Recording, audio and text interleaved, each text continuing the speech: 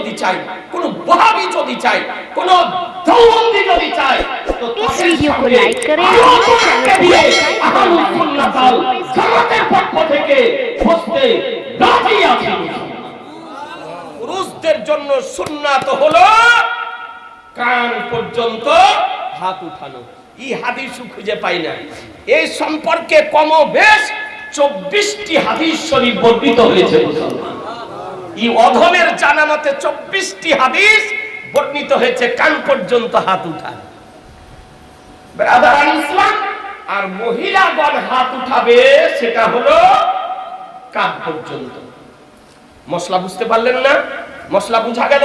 এই সম্পর্কে হাদিস শরীফ বর্ণিত হয়েছে আবু দাউদ শরীফ লেবানন বাইরুতের প্রিন্ট পেজ নাম্বার 214, হাদিস নাম্বার 724।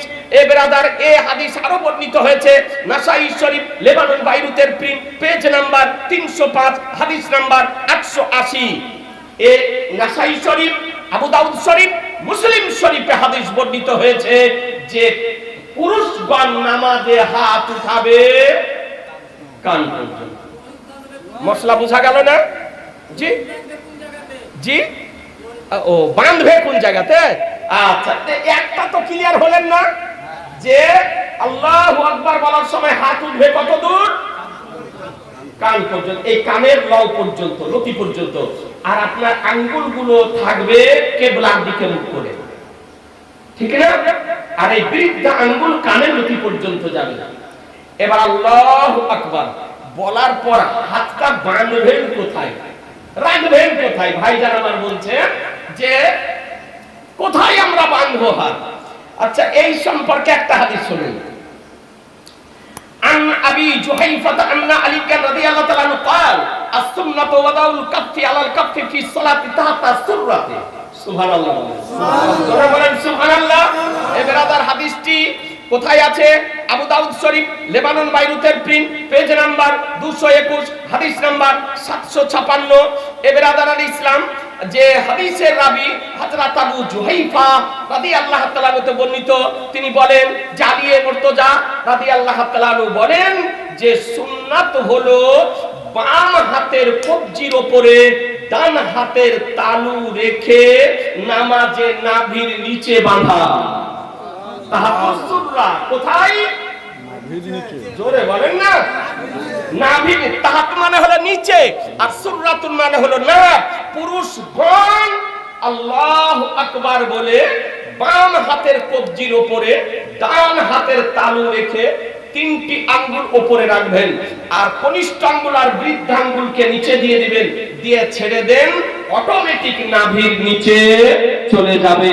তাহলে বুঝা গেল যে আলী রাদিয়াল্লাহু তাআলা বলেন যে পুরুষদের জন্য নাভির নিচে হাত বাঁধা হলো সুন্নাত।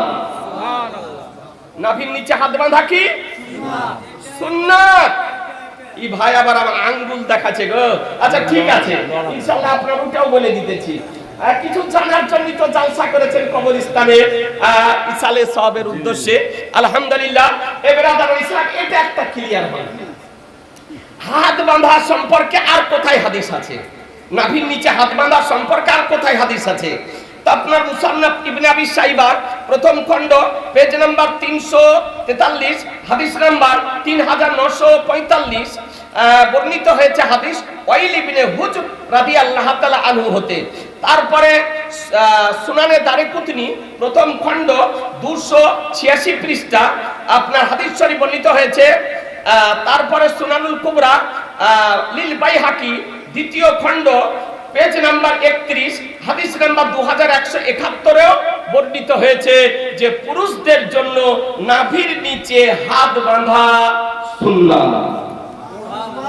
কথা বুঝে নিলেন? আর মহিলাগণ হাত বাঁধবে সিনার উপরে। মহিলারা কোথায় বাঁধবে? জোরে বলেন না। সিনার উপরে। কারা? মহিলারা, মায়েরা সিনার উপরে। আর পুরুষেরা কোথায়? নাভির নিচে। ব্রাদার ইসলাম, আচ্ছা তাহলে আপনি ক্লিয়ার হয়ে গেলেন। পুরুষদের জন্য এই হাত বাঁধার হাদিস 3 রকমের হাদিস আছে, 3টাই সহিহ হাদিস। আমরা হক কথা বলি, আমরা কোনো লুকাচুরি কথা বলি না। একটা হাদিস হলো নাভির নিচে হাত বাঁধা, এটাও সহিহ হাদিস। আর নাভির উপরে হাত বাঁধার একটা হাদিস আছে, এটাও সহিহ হাদিস। নাভির নিচে আর নাভির উপরে দু আঙ্গুলের ব্যবধান, এক আঙ্গুলে, নাভির নিচে আর নাভির উপরে, এটাও সহিহ হাদিস। আর একটা হাদিস আছে হাত ছেড়ে দিয়ে নামাজ পড়া। যদি উমরাতে যদি গিয়ে থাকেন বা হজে যদি গিয়ে থাকেন, তা আপনি মক্কা শরীফে মদিনা শরীফে গিয়ে দেখতে পাবেন অনেকে হাত ছেড়ে দিয়ে নামাজ পড়ছে।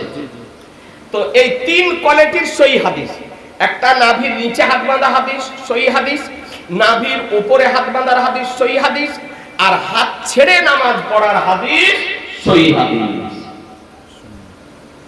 এখন তিনটে হাদিসের উপরে তামুল করা যাবে না, একসঙ্গে করা যাবে? একটার উপরে যদি করেন তার একটা ছুটবে নাকি, আর আরেকটার উপরে যদি করেন তার একটা ছুটবে। বুঝা গেল না? নাভির নিচে যদি হাত বাঁধেন তাহলে দুটো হাদিস ছুটে গেল, হাত ছাড়াটাও ছুটলো আর নাভির উপরে বাঁধাটাও ছুটবে। নাভির উপরে যদি বাঁধেন তাও দুটো ছুটবে, হাত ছাড়াটা ছুটবে আর নাভির নিচে বাঁধাটা ছুটবে। হাত ছেড়ে যদি পড়েন তাও দুটো হাদিস ছুটবে, তার মানে নাভির উপরে বাঁধাও ছুটবে, নাভির নিচেও বাঁধা ছুটবে। তো আমাদের ইমাম, জগৎ বিখ্যাত ইমাম, ইমামে আযম আবু হানিফা রাহিমাহুল্লাহ হাদিসগুলিকে একত্রিত করে ছানবিন করে পরীক্ষা নিরীক্ষা করে আমাদেরকে উপহার দিয়েছেন যে হাত লুটকে নামাজ পড়া এটা হাদিস, নাভির উপরে হাত বাঁধা এটা হাদিস, আর নাভির নিচে হাত বাঁধা হলো এটা সুন্নাতের নবী। সুবহানাল্লাহ, এটা হলো তাকবীর, আল্লাহু আকবার, নারা রিসালাত, ইয়া রাসূলুল্লাহ, সালাতে আলা হযরত, জিনাব, উলামায়ে আহলে সুন্নাত, জিনাব। এটা সুন্নাত। প্রত্যেকটি সুন্নাত হলো হাদিস, কিন্তু প্রত্যেকটি হাদিস নবীর সুন্নাত নয়। কথা বোঝা গেল না? প্রত্যেকটি সুন্নাত নবীর হাদিস, কিন্তু প্রত্যেকটি হাদিস সুন্নাত নয়। আমাদের ইমাম সমস্ত হাদিসকে একত্রিত করে পরীক্ষা নিরীক্ষা করে আমাদেরকে উপহার দিয়েছেন যে পুরুষদের জন্য নাভির নিচে হাত বাঁধা হলো সুন্নাত। এই জন্য আমরা নাভির নিচে বাঁধি। বুকে হাত বাঁধা যে বাঁধছে ওকে জিজ্ঞাসা করেন, ওর দাদি মরে যাবে আপনার। কিন্তু বুখারী, মুসলিম, তিরমিজি, আবু দাউদ, নাসাই, ইবনে মাজাহ, বাইহাকি থেকে একটা বুকের উপরে হাত বাঁধার হাদিস দেখাতে পারবে না।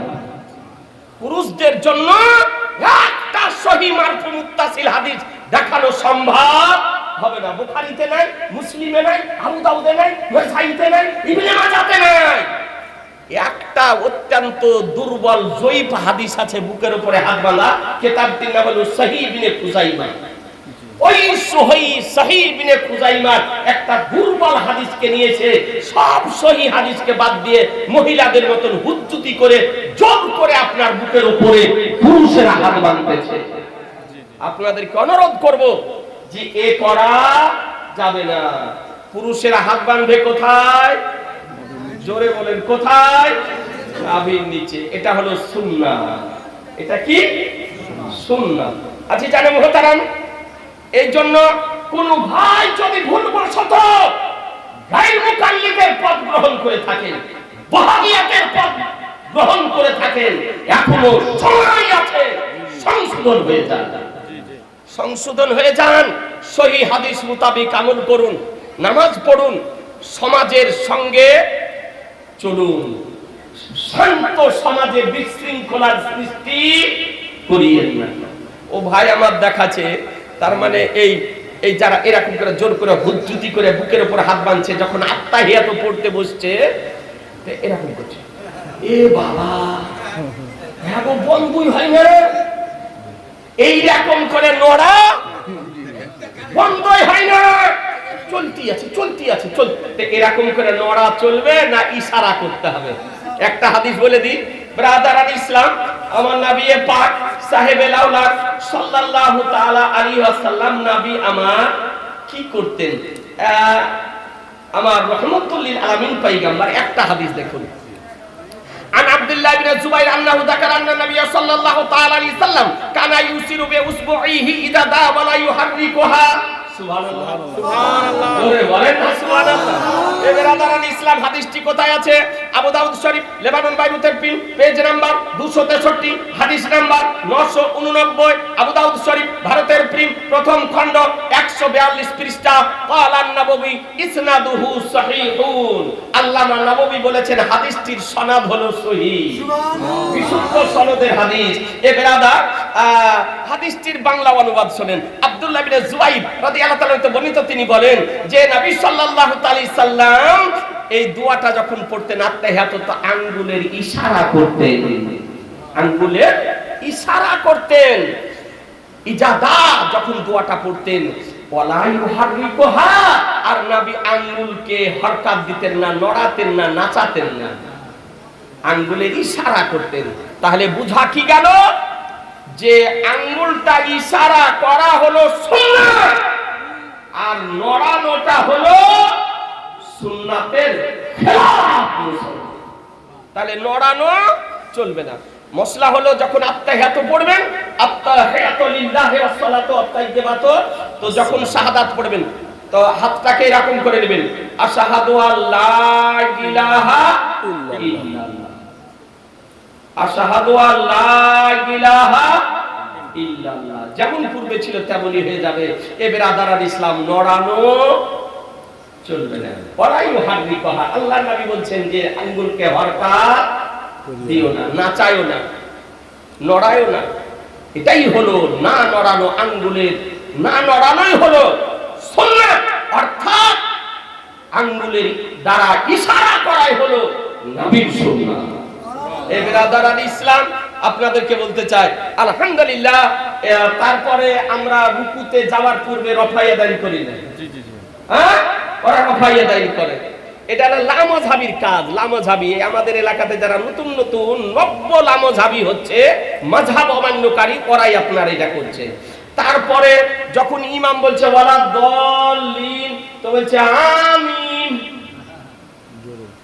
জোরে ছাদের সঙ্গে যে টকরাচ্ছে আপনার, জি আমিন বলতে হবে, জোরে না আস্তে? জোরে বলেন আস্তে আস্তে আমিন বলা নবীর সুন্নাত, ফেরেশতার সুন্নাত। রফাইয়া দাইন করার হাদিস মানসুখ হয়ে গিয়েছে, রফাইয়া দাইন করা নবীর সুন্নাত। তারপরে আবার ইমামের সঙ্গে কম্পিটিশন শুরু করছে গো। ইমামও পড়ছে আলহামদুলিল্লাহি রাব্বিল আলামিন আর রহমানির রহিম, কি পিছন থেকে বলছে আলহামদুলিল্লাহি রাব্বিল আলামিন আর রহমানির রহিম। তো কম্পিটিশনের কি দরকার? ইমামও পড়বে, তুমিও পড়বে, হ্যাঁ? তোমরা চুপ থাকতে হবে। ইমাম পড়বে আর মুক্তাদি কি করবে? চুপ থাকতে হবে। সূরা ফাতিহা ইমামের পিছনে পড়া যাবে না। কোরআন শরীফের মধ্যে রব্বুল আলামিন বলেন যে ওয়াইদা কুরিয়াল কুরআন ফাসতামিউ লাহু আনসিতু লাল্লাকুম তুরহামুন। সূরা আরাফ 9 পারা 204 নম্বর আয়াত। আল্লাহ তাআলা বলেন যখন কোরআন মাজিদ পড়া হবে তো একাগ্রতার সঙ্গে শ্রবণ করো এবং চুপ থাকো, ওয়ানসিতু, চুপ থাকো, তবে আল্লাহ তোমাদের উপরে রহম করবে। তাহলে আল্লাহ তাআলা কি বলেন যে যখন কোরআন মাজিদ পড়া হবে তো তোমরা একাগ্রতার সঙ্গে শ্রবণ করো এবং চুপ থাকো, আল্লাহ তোমাদের উপর রহম করে। এটা নামাজের মধ্যে হোক বা নামাজের বাইরে হোক, যখন কোরআনে পাক তেলাওয়াত করা হবে তখন উপস্থিত ব্যক্তিকে চুপ থাকতে হবে। কথা বুঝে নিলেন? এ বেরাদারান ইসলাম হাদিস শরীফে বর্ণিত হয়েছে যে ইমামের কেরাতি হচ্ছে মুক্তাদির জন্য যথেষ্ট, মুক্তাদিকে আলাদা কেরাত করতে হবে না। তো ই তো হাদিস বুঝে না, ই তো আরবি লেখাপড়া করেনি, ই আপনার ওই বক্তার বক্তব্য শুনে আপনার রাতারাতি চেঞ্জ। ব্রাদারান ইসলাম আমাদের সুন্নি ওলামায়ে কেরামগণ আছে, তাদেরকে জিজ্ঞাসা করুন না, তাদের সঙ্গে বসুন না, তাদের সঙ্গে আলোচনা করুন না। তো তাদের সঙ্গে বসবে না, তাদের সঙ্গে আলোচনা করবে না, ও আপনার ইউটিউবে ওই অনভিজ্ঞ বক্তার বক্তব্য শুনে জোর করে আপনার দেশকে না মেনে সমাজকে অমান্য করে হুজ্জতি করে আপনার এই করতেছে। এই জন্য আপনাদেরকে বলবো খুব সাবধান, সতর্কতা অবলম্বন করুন। আর কোন যুবক, কোন ইয়ং যদি থাকে, আমি তাকে অনুরোধ করব 64 জামাতের পক্ষ থেকে যে এখনো সময় আছে ভুল পথমতকে ত্যাগ করে আহলুস সুন্নাত ওয়াল জামাতের পক্ষে ফিরে এসো। জি জি কথা বোঝা গেল না? এরপর আমরা নামাজের শেষে দোয়া করি না? করেন না? করেন না? এমন লোকের লোক দোয়াও করছে না, হ্যাঁ? দোয়া না করে আপনার উঠে চলে যাচ্ছে। জি, আচ্ছা, দোয়া করাটা হাদিসে আছে না নাই বলবো? একটা শোনাবো হাদিস, একটা শুনেলেন আলহামদুলিল্লাহ। এ বেরাদারান ইসলাম, আমার নবী পাক সাহেবে লাউলাক সাল্লাল্লাহু তাআলা আলাইহি সাল্লাম কোনদিন নবী আমার দোয়া করেছেন না করেন? ইমাম দোয়া করে আর আমরা কি বলি? আমিন। কথা না বললে ভালো লাগে। আমিন। আর ইমাম দোয়া করে। একেই তো বলছে সম্মিলিত দোয়া। তে বলছে বিদআত, হারাম, দাঁত বাহির করে দিয়ে বলছে গো হারাম। ওকে যদি বলা যায় এক লাইন হাদিস পড়ো, তোর মাথার ঘাম পায়ে আপনার পড়বে, একটা অরিজিনাল হাদিসের লাইন পড়ার ক্ষমতা রাখে না। আর ওই বলছে বেদাত হারাম, বলছে চলবে না। তো সম্মিলিত দোয়া করা যাবে না, যাবে না। একটা হাদিস দেখুন, আন্না হাবিব ইবনে মুসলিম আল-ফাহরি রাদিয়াল্লাহু তাআলা আনহু قال قال رسول الله صلى الله تعالى عليه وسلم لا يجتمع ملأ فيدعو بعضهم ويؤمن بعضهم الا عجبهم الله تعالى। সুবহানাল্লাহ, সুবহানাল্লাহ, জোরে বলেন না সুবহানাল্লাহ। হাদিসটি কোথায় আছে? আল মুস্তাদরাক লিল হাকিম, তৃতীয় খণ্ড 390 পৃষ্ঠা, আল মুজামুল কাবির লিত-তাবরানী, চতুর্থ খণ্ড 26 পৃষ্ঠা, মাজমাউজ জাওয়াইদ লিল হাইসামি, দশম খণ্ড 170 পৃষ্ঠা, কানজুল উম্মাহ লিল মুত্তাকি, হাদিস নাম্বার 3368, দ্বিতীয় খণ্ড 108 পৃষ্ঠা। এতগুলি হাদিসে হাদিসটি বর্ণিত হয়েছে। হাদিসের রাবী হাবিব ইবনে মুসলিমা রাদিয়াল্লাহু তাআলা আনহু তিনি বর্ণনা করেন যে আমার রাসূলুল্লাহ সাল্লাল্লাহু তাআলা সাল্লাম বলেন যে একটি জামাত যখন দোয়া করে, একটি দল, একটি জামাত যখন দোয়া করে আর তার মধ্যে একজনা দোয়া করে, অন্যরা আমিন আমিন বলে, ইউআমিনু বাদুহু, অন্যরা আমিন আমিন বলে। তো কি করেন?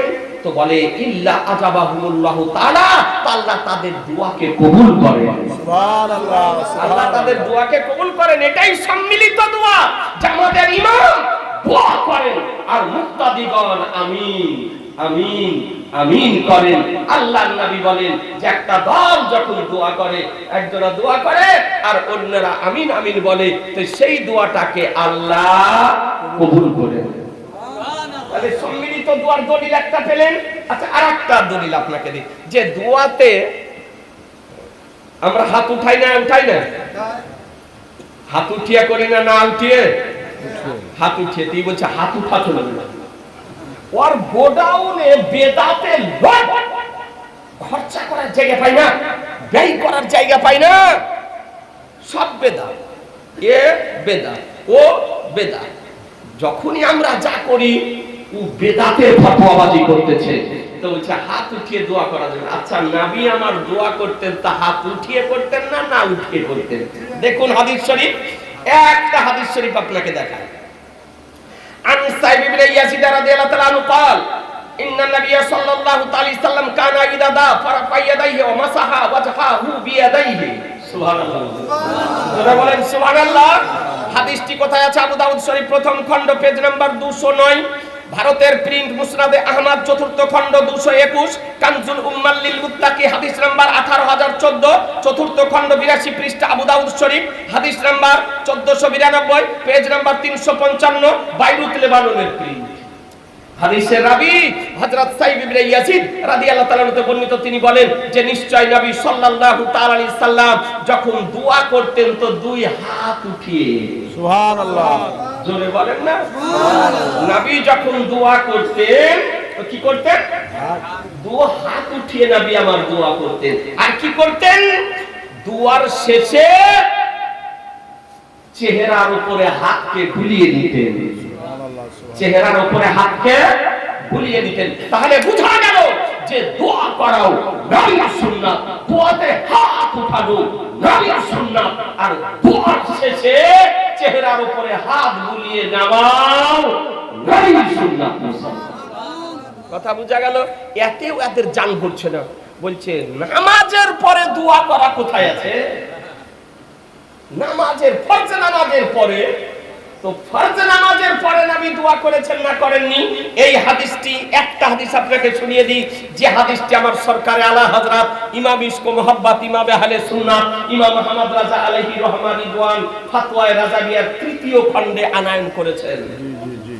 হাদিসটি শুনেন। আন আসওয়াদিল আমিরি আন আবিহি ক্বালা সাল্লাইতু মা রাসূলিল্লাহি সাল্লাল্লাহু তাআলা সাল্লাম আল ফজর ফালাম্মা সাল্লামা ইনসারাফা রাফা ইয়াদাইহি ওয়া দাআ। মাজমাতুল ফাতওয়া কিতাবুস সালাত প্রথম খণ্ড 101 পৃষ্ঠা।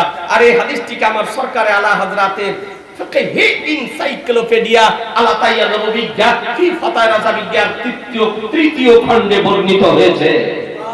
তিনি বর্ণনা করেন আসওয়াদ আল আমেরি রাদিয়াল্লাহু তাআলা আনহু তার পিতার নিকট থেকে হাদিস শরীফ বর্ণনা করেন যে তিনি বলেন যে আমি রাসূলুল্লাহ সাল্লাল্লাহু আলাইহি সাল্লামের সঙ্গে ফজরের নামাজ পড়লাম। কোন নামাজ? ফজরের নামাজ নবীর সঙ্গে পড়লাম। যা নবী আমার সালাম ফিরালেন, সালাম ফিরার পর নবী আমার ঘুরে বসলেন, ঘুরে বসে কি করলেন? নবী দুই হাত উঠিয়ে দোয়া করলেন। নবী দুই হাত উঠিয়ে দোয়া করলেন। তাহলে বোঝা গেল যে ফরজ নামাজের পরও দোয়া করা হলো নবীর সুন্নাত মুসলমান। এটা নবীর সুন্নাত। তাই আপনাদেরকে বলি, আমরা আহলুস সুন্নাত ওয়াল জামাতের ব্যক্তি, হানাফি মাযহাব মান্যকারী ব্যক্তি, আমরা হানাফি মাযহাবের উপরে, আহলুস সুন্নাত ওয়াল জামাতের উপরে পাহাড়ের মতো স্থির থাকবো। বলুন ইনশাআল্লাহ, জোরে বলুন ইনশাআল্লাহ।